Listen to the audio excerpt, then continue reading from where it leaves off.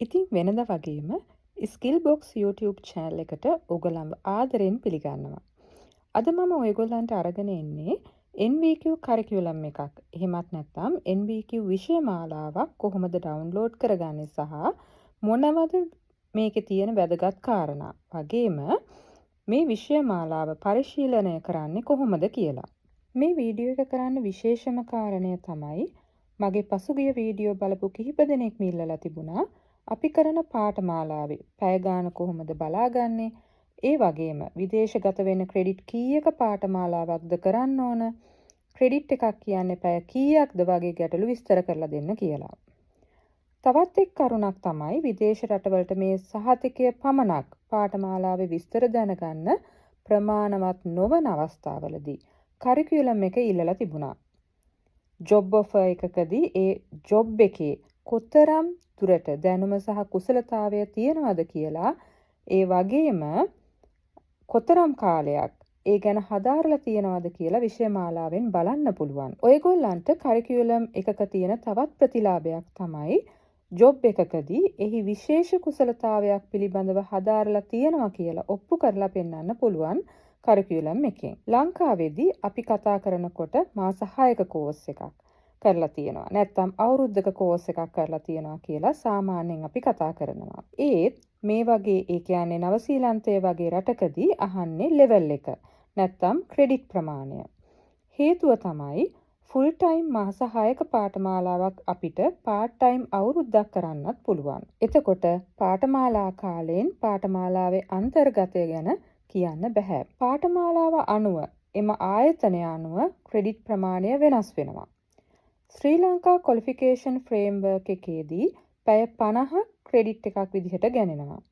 සමහර පාඨමාලාවන් වල පැය 10ක් ක්‍රෙඩිට් එකක් විදිහටත් සමහර පාඨමාලාවන් වල පැය 15ක් ක්‍රෙඩිට් එකක් විදිහටත් ගණනය කරනවා. NVQ පාඨමාලාවන් වලදී නිව්සීලන්ත ක්වොලිෆිකේෂන් ෆ්‍රේම්වර්ක් එක වගේම ක්වොලිෆිකේෂන් ලෙවල් එක තමයි ගණනය කරන්නේ. NVQ සිස්ටම් එකේදී level 1 සිට level 7 දක්වා සුදුසුකම් මට්ටම් තියෙනවා. ඊළඟට අපි බලන්නේ කරිකියුලම් එක වැදගත් වෙන්නේ කාටද කියලා. මේ විෂය මාලාව පරිශීලනය කරද්දී ඔබට දැක ගන්න පුළුවන් NCS සහ කරිකියුලම් කියලා කොටස් දෙකක් තියෙනවා. සමහර වෙලාවට මේ දෙකම එකම ડોකියුමන්ට් එකේ තියෙන්නත් පුළුවන්. නැත්නම් ડોකියුමන්ට්ස් දෙකක් විදිහට තියෙන්නත් පුළුවන්. NCS කියන්නේ National Competency Standard නැත්නම් ජාතික නිපුණතා සම්මතය කියන එක. NCS එක බොහෝ සෙයින් වැදගත් වෙන්නේ ඇසෙසර්ස්ලාට. ඒ කියන්නේ ඇගයීම්කරුවන්ට. ආයතනයේ විෂයභාර උපදේශකවරුන්ටත් මේ පිළිබඳව දැනුවත් වෙලා ඉන්න එක වඩා වැදගත්. මොකද අවසාන ඇගයීමට සිසුන්ව සූදානම් කරවන්නේ අදාළ උපදේශකවරයා නිසා. කරිකියුලම් එක උපදේශකවරයාට වගේම සිසුන්ටත් වැදගත්.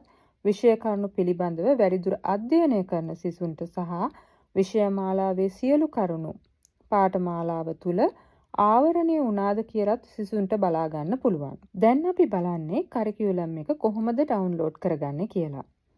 මුලින්ම අපි යමු www.tvec.gov.lk කියන වෙබ් අඩවියට. ගිහින් හෝම් පේජ් එකේ our services කියන කොටසට ගියාම NCS and Curriculum Download කියන බටන් එක ක්ලික් කරන්න. ඊට පස්සේ බලා ගන්න පුළුවන් කරිකියුලම් එක ඩවුන්ලෝඩ් කරන කෙනාගේ විස්තර පුරවන්න කොටසක් ලැබෙනවා. එම කොටුවලට ඔයාගේ නම, දුරකථන අංකය, ඊමේල් එක සහ ඇයි මේ කරිකියුලම් එක ඩවුන්ලෝඩ් කරන්න කියලා සරල ප්‍රශ්න කිහිපයක් අහනවා. මෙහිදී වඩාත් වැදගත් වෙන්නේ දුරකථන අංකය. මොකද ඊළඟ පියවරේදී OTP නැත්නම් one time password එක එන්නේ ඔබ පුරවන දුරකථන අංකයට. මම මෙතන ඇයි මම මේ කරිකියුලම් එක ඩවුන්ලෝඩ් කරන්න කියන ප්‍රශ්නයට මගේ පෞද්ගලික භාවිතයට නිසා personal කියලා ෆිල් කරනවා. දැන් ඒ කරුණු සම්පූර්ණ කරලා ඊළඟට පියවරට ගියාම OTP එක පුරවන්න තියෙන්නේ. දැන් මෙතනින් කොපි කරලා පේස්ට් කරගන්නත් පුළුවන්. ඊළඟට ඔබට විෂය මාලාව අවශ්‍ය වන මාධ්‍ය ඉංග්‍රීසි, සිංහල, දෙමළ වශයෙන් සිලෙක්ට් කරන්න පුළුවන්. ඊළඟට ඔබට අවශ්‍ය කරිකියුලම් එක NVQ level 1 to 4 දක්වාද නැත්නම් ඩිප්ලෝමා levelද කියලා ටික් කරගන්න තියෙන්නේ. ඔබ වෘත්තියේ නම හරියටම දන්නවා නම් ඒනුත් පාඨමාලාව සිලෙක්ට් කරගන්න පුළුවන්.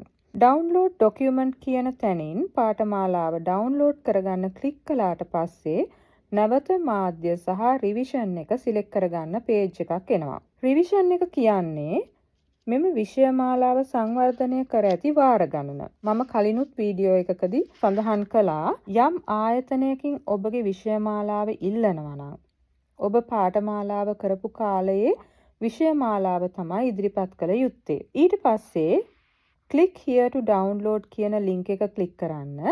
දැන් ඔබට අවශ්‍ය කරිකියුලම් එක ඩවුන්ලෝඩ් වෙලා ඉවරයි. මම මෙතනදී ඩවුන්ලෝඩ් කරගත්තේ බියුටිෂියන් කියන කරිකියුලම් එක. මෙතනදී මම කලින් කිව්වා වගේ පබ්ලිෂ් කරපු ඩේට්ස් දාලා තියෙනවා. අපි මේ බලන්නේ 3 වන රිවිෂන් එක. මුලින්ම අපිට බලන්න පුළුවන් NCS එක. එහි විස්තර කරලා තියෙනවා යුනිට් අනුව NVQ මට්ටම. මේ පිළිබඳව වීඩියෝ එකක් මම කලින් කරලා තියෙන නිසා මම මෙතනදී යුනිට් සහ ලෙවල් විස්තර කරන්න යන්නේ නැහැ. මෙහි වැදගත් කොටසක් තියෙනවා උපදේශකවරුන්ට සහ සිසුන් දැනුවත් විය යුතු. ඒ තමයි සෑම යුනිට් එකක් අවසානයේම තියෙනවා underpinning knowledge and underpinning skills කියලා. ඒ කියන්නේ පාඨමාලාවේ මෙම යුනිට් එක ඉවර වෙනකොට මෙම යුනිට් එකට අදාළ දැනුම සහ කුසලතාවය ලබාගෙන තියෙන්න ඕනි කියන එක. ඒ වගේම අවසාන ඇගීමේදී මේ කොටස තමයි ඇගීමට ලක් කරන්නේ. අපි දැන් ඊළඟට යන්නේ කරිකියුලම් එකට. කරිකියුලම් එකේ මොඩියුල අනුව ආවරණය කළ යුතු පැය ගණන දක්වලා තියෙනවා. උදාහරණයක් විදිහට පළවෙනි බේසික් මොඩියුල් එක ගත්තොත් පැය 12ක් ආවරණය කරන්න තියෙනවා. මේ පැය 12ට තියරි සහ ප්‍රැක්ටිකල් දෙකම ඇතුළත් වෙනවා. මේ ටේබල් එකේ අවසානයට on the job training මාස 6ක් කියලා දක්වලා තියෙනවා. ඒ කියන්නේ level 4 හදාරන සිසුන්ට වැඩිදුර ප්‍රායෝගිකව හැදෑරීම සඳහා ඉන්ඩස්ට්‍රි ට්‍රේනින් එකේ මාස 6ක් පුහුණු වෙන්න ඕන. ඊළඟට සෑම මොඩියුල එකම තියරි සහ ප්‍රැක්ටිකල් පැය ගණන වෙන වෙනම දක්වලා තියෙනවා. ඒ පිටුව තමයි මේ තියෙන්නේ. ඊළඟට තියෙනවා තියරි වලට මොනවද ඉගෙන ගන්න තියෙන්නේ සහ ප්‍රැක්ටිකල් වලට මොනවද කරන්න තියෙන්නේ කියලා. ඉතින් සරලව මම පැහැදිලි කළා මොනවද කරිකියුලම් එකක තියෙන්නේ සහ කරිකියුලම් එකක් ඩවුන්ලෝඩ් කරගන්නේ කොහොමද කාටද මේකේ වැදගත්කම තියෙන්නේ කියලා. ඉතින් ඉදිරියේදීත් මේ වගේ වීඩියෝ බලන්න සබ්ස්ක්‍රයිබ් කරලා එකතු වෙන්න කියලාත් ආදරෙන් මතක් කරන ගමන් අදට ඔබෙන් සමුගන්නවා. ඔබට ස්තුතියි.